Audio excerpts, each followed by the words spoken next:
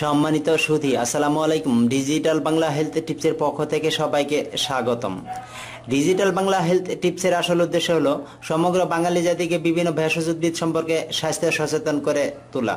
তারই ধারাবাহিকতায় আজকে আমরা জানব পিপুল গাছ ও ফলের কি কি স্বাস্থ্য উপকারিতা রয়েছে এই বিষয়ে।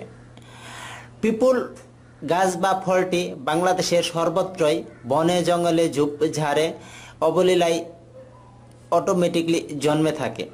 এর কোনো চাষ করা হয় না, তবে এটি স্বাস্থ্য উপকারিতা বিশাল রয়েছে। চলুন জেনে নেওয়া যাক কী কী স্বাস্থ্য উপকারিতা রয়েছে এই পিপুল ফল বা পাতার।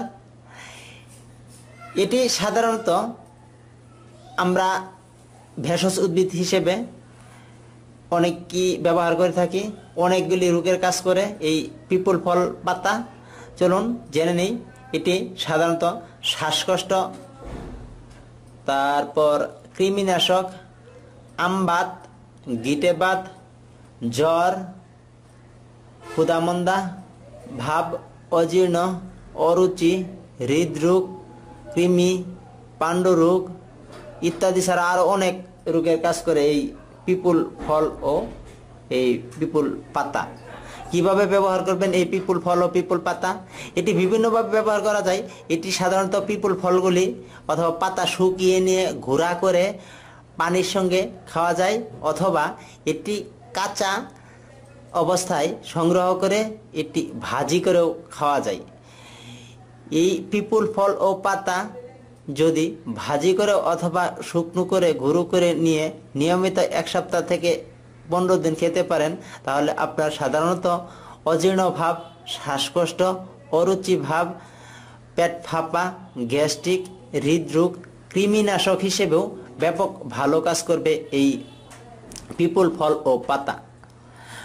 মধুর সাথে যদি এই পিপুল পাতা ও ফল যদি গুঁড়োগুলি মিশিয়ে খেতে পারেন, পিত্ত জনিত যে সমস্যাগুলি রয়েছে এগুলি খুব দ্রুত কমে যাবে।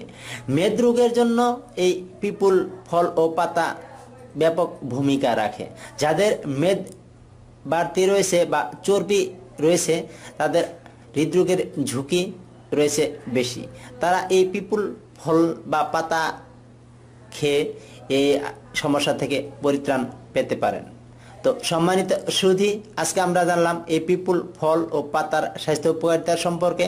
আমার এই ভিডিওটি যদি ভালো লেগে থাকে তাহলে লাইক, কমেন্ট, শেয়ার করতে ভুলবেন না, এবং পরবর্তী ভেষজ উদ্ভিদের যে কোনো ভিডিও পেতে অবশ্যই আমার এই চ্যানেলটি সাবস্ক্রাইব করে রাখুন।